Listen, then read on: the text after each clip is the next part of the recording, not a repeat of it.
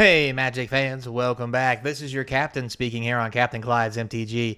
And today we got to talk something about a rules change coming to Sagas thanks to Final Fantasy.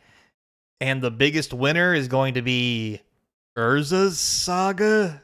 Uh-oh. So before we get started, don't forget, comment, like, subscribe, hit that notification bell. Links down below. Come visit in the Discord, talk, chat, and play some games, everybody.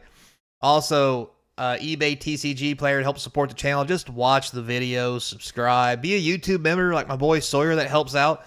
Also gets him some pretty sweet deals on some products, I'm not gonna lie. Also, let's not forget the Otaku shops down there in the description. Go check them out. Coupon code Capnclyde, or just use the link. Both of it works the same way. It's all good. So, boy, where to start? Well, we'll do this article here from Nathan Ball, who got a glimpse of this, apparently. So in the article, it says here that some big changes will be coming to Sagas. The article that these changes are small and mainly intended to make summoned creatures more intuitive to play with. In practice, it's looking like the opposite. Yeah, so this update will have quite a big impact, and not on the new summon creatures in the set, instead on Urzas Saga. So we'll be getting a considerable buff once this update hits. So hate pieces, for you guys who are wondering what's talking about for Urzas Saga. Once you completely remove the land, will now have very little effect on its functionality. And those hate pieces that used to deal with Urzas Saga are now going to be pretty much useless. In fact, in many cases, they'll actually make it even better. Here's why. Given how prominent Urzas Saga already is in Modern and Legacy, and we both know that, well, we all know that, this is going to be some worrying news. And it may, in my opinion, this may constitute a banning of Urzas Saga, because you can't have sagas that have different rules. I mean, I guess they could change how Urzas Saga works and redesign the whole card. That seems a bit much, but yeah. Anyway, let's just get into it. So here's an example of some sagas. Here you can see these are all creatures. Normally, when the last token comes off, you sacrifice, or the last saga point comes off, you sacrifice a saga. So notice here it says sacrifice it after Saga 5, which would be this one. So you lay it the first turn, 1 goes off, your next turn 2 goes off, your next turn 3 goes off, your next turn 4 goes off, and you would sacrifice this saga. And the same plays out for the rest of them. Now, other ways to deal with these is to remove the saga counters in general. For example, we'll go into more using Urzas Saga as since it's the main beneficiary of this. So before we get into the impact of Urzas Saga, we'll look at the actual Final Fantasy release notes. It says here, in the past, if a saga lost its abilities somehow, it would immediately be sacrificed as a state-based action. Now, the reasoning behind this is complicated, but essentially, the game assumed a saga with no abilities had completed all of its chapters. So, example, if you Blood Mooned an Urzas Saga, if you Blood Moon and there's an Urzas Saga out, it loses all abilities, therefore it feels all the chapters are done, therefore the land is sacrificed. As one example. Now, this happened regardless of how many lore counters were actually on the saga. And once Final Fantasy launches, however, it's all going to change. Now, it says here, starting with the release of Final Fantasy, we're updating the rules. If a saga has no chapter abilities, it won't be subject to state-based action that would cause it to be sacrificed due to how many lore counters it has. Similarly, it won't be subject to the turn-based action that adds a lore counter to each saga you control at the beginning of your first main phase. So basically, before, if you would lay a Blood Moon, it would remove its abilities. It would think it had gone through all the sagas. It would kill itself. Now, as a basic example, if you have these out, and you lay an effect that removes their abilities, they are now just vanilla creatures with power and toughness, and the number of sagas on them no longer change, or the saga counter. So, in essence, what that means for Urza's Saga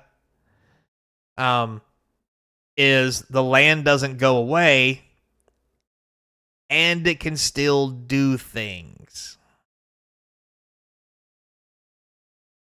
Now, what that means is, for example, Blood Moon. If you lay a Blood Moon on Urza's Saga, it loses all its abilities. And you may say, well, you can't tap for mana. Normally, however, with a Blood Moon states that all lands are mountains, so it becomes a mountain that can tap for red. So you have not technically denied them any mana, and now their land will never go away. It will just always sit there. And if they ever deal with your Blood Moon, it's going to turn everything back on all the sagas. Now, let's go back up here. It says here, this rule change is effectively a big buff for sagas. Cards that shut off their abilities will no longer act as removal, i.e. Blood Moon. There's lots of other ones too. But anyway, but instead will just hold sagas in kind of a stasis. They won't gain or lose counters until you remove the card shutting off their abilities. Again, like I mentioned, that means that lands will stay into play, and like Urza's Saga will stay in play and can be tapped for mana probably. The creatures that you play won't have an ability, but they'll still be creatures that are vanilla that can still attack and block. So having your summon removed because it loses its abilities would be unintuitive. It would also likely lead to a weird feel-bad moment in limited games. So by changing the rules now, Wizards can avoid these issues. However, it's going to make other issues. Now, beyond just making gameplay smoother, this change also makes summoning creatures significantly better. Typically, a summoned creature would be sacrificed after a few turns once it hits its last chapter, like any other saga. Now, however, you can use ability-removing effects to stop your summoning from gaining additional counters, thus keeping it around longer. So not only has it buffed Urza's Saga, but it's made it now cards that would normally stop the saga and kill them, two cards you want to play on your side to keep your sagas around to keep using them, I guess. Which is really weird. So, the examples here, I gave you the example for Blood Moon. Another one that does the exact same thing is Harbinger of the Seas. It makes everything islands. So, you know, like it states the same thing I just already told you. You know, it turns Urza's Saga into a basic mountain. It would still be significantly buffed for the card. Turns out things go deeper than that, however, because I just explained to you the generic form. Now let's get into next level, which is this. Due to the inaccuracies of sagas as a card type, according to Hanawar Garrison, a level 2 judge, if an Urza's Saga has gained abilities through its chapter abilities already, say, to make a construct, it can still do that under a Blood Moon. This means Urza's Saga loses nothing once a Blood Moon or a Harbinger hits, and in fact, gets even better. The ability to tap for colored mana is an upgrade, and its unusual colorless production. Additionally, if Blood Moon or Harbinger comes down when the saga is on Chapter 2, it'll be locked there, letting you make construct tokens continuously turn after turn. So remember, here it says Urza's Saga gains the ability. So these two cards are now something you want to play to keep this around so you can just make a construct every turn and make it tap for mana. Which is just absurd. So, unironically, dislike this change. Unironically, dislike the change a lot, and not Magic player hates change away. Urza's Saga is one of the last cards that needs this kind of buff. No longer being able to moon away an Urza's Saga will have dire ramifications on a metagame balance, and it will. Yeah. So also here it talks this.